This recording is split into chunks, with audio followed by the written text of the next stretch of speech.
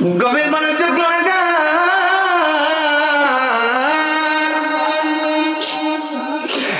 আমরা ইবাদত করি, আমাদের ইবাদতের মধ্যে খুশু নাই, আমাদের ইবাদত কবুলিয়তের যোগ্যতা পর্যন্ত রাখে না।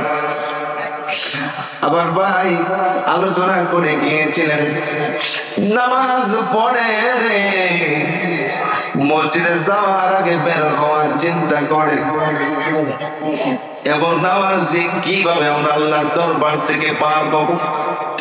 সাহাবায়ে কেরাম সারাটা রাত্র আমার নবীজি রাকাতুল লিল আলামিন নিজেও দাঁড়ায়া দাঁড়ায়া রাতে নামাজে কাটায়া দিছেন।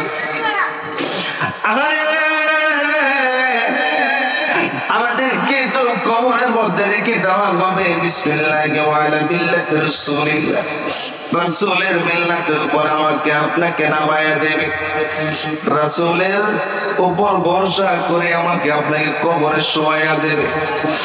যদি দুনিয়াতে রাসূলের আদর্শ যদি না মেনে যায়, দুনিয়ার সব মানুষ যদি রাসূলের মিল্লাতের উপর নামায়া দেয়, আমার রাসূল যদি কবুল না করে, উপায় হবে কি, উপায় হবে কি, উপায় হবে কি?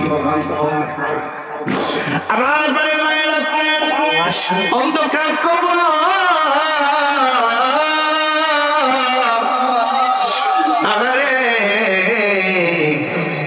আমার একদম চাচা আছি, কিছুদিন আগে দুনিয়ার জমিন থেকে বিদায় হয়ে গেল।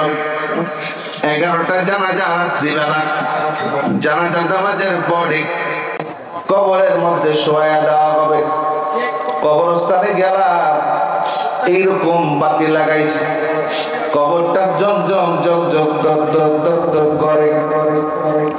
এই কবরের ভিতরে নিচের বালিগুলি মাটিগুলি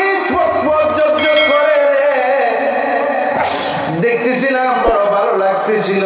কবরের মধ্যে নামায় দেওয়া হলো, নামায় দেওয়ার পরে একে একে পাশের জানাই দেয়, আর অন্ধকার বেড়ে যায়, অন্ধকার বেড়ে যায়। সর্বশেষে যখন বাসের চাটাই দেওয়ার পরে দেখলাম ভিতর থেকে আলো যাওয়ার পরে তারপরও সাদা কাপড়ের কাপড়টা ঝকঝক করে, কিন্তু উপরে যখন দাড়িটা বিছাইছি তাকায় দেখি গুটগুটে অন্ধকার, আর অন্ধকার অন্ধকার, কিছুই দেখা যায় না। আবার পরে পড়ে গেল চাচা বাতি ছাড়া ঘুমাইতে পারতো না, অন্ধকার দেখলে বড় ভয় ভেতরে, অন্ধকার দেখলে বড় খামোশ হয়ে যেত। আজকে অন্ধকার কবরের মধ্যে চিরনিদ্রায় শোয়া দেওয়া হলো। আগারে এমন একটা দিন বুঝি আমাদের আসতেছে, আমাদের আসতেছে, উপায় নাই, উপায় নাই, উপায় নাই। দুনিয়াতে যতই সাথী আর বাকি থাকুক না কেন, একা কবরে আমরা চলে যাব। এ থেকে দেখায় পাওয়ার মতো সত্য দুনিয়াতে আর কিছু নাই। ধরে ঠিক না বাদে আমায় একা রেখে চলে যাবে, সঙ্গে নিবে না, আমায় একা রেখে চলে যাবে, সঙ্গে নিবে না। আমার মরণ আসিবে কখন কেউ তো জানে না, আমার মরণ আসিবে কখন কেউ তো জানে না। আমরা চলে গেলে তোমরা আমায় ভুইলা যাইও না, চলে গেলে তোমরা আমায় ভুইলা যাইও না।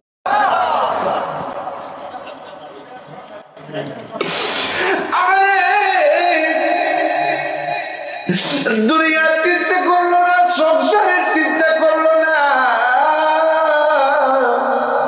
পরিবারের চিন্তা করলো না, জীবনটুকু দিয়ে দিল। আজকে কিয়ামতের ময়দানে যদি আল্লাহ তুমি রাহমাতুল লিল আলামিন যদি জিজ্ঞাসা করে, ও উম্মত তোমরা তো এক ফোঁটা রক্ত তোমরা জমিনে ঝরানো নাই, তাহলে কেন তোমরা নামাজ পড়ো নাই, কেন তোমরা রোজা রাখো নাই, কেন তোমরা দিনের মধ্যে চলো নাই? আমি আমি উলামায়ে কেরাম দিয়ে বারবার সতর্ক করাইছি, আল্লাহর ওলিদেরকে দিয়া সতর্ক করাইছি, বুজুর্গদেরকে দিয়া সতর্ক করাইছি, তাদের উপরে আমি কোরআন সুন্নাহকে রেখে এসেছি। তোমরা মানো নাই, সেই দিন চিন্তা করে দেখেন কি জবাব দিবেন, কি জবাব হবে, কি জবাব হবে। ও মায়না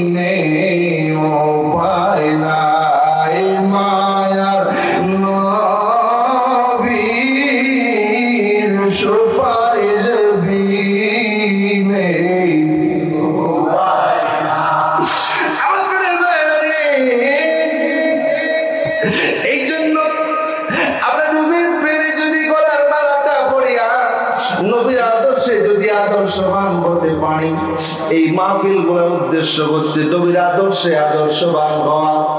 আবার প্রাণের ভাইরা, এই জন্য যদি আমরা আল্লাহর ওলির সোহবত থেকে যদি জীবনের অংশটুকু যদি পরিবর্তন করে যাইতে পারি, আমার আল্লাহ খুশি হয়ে যাবে। আপনার আল্লাহ তাআলার মকবুল বান্দা হিসাবে কবুল করে নেবে। বলুন আল্লাহুম্মা আমিন।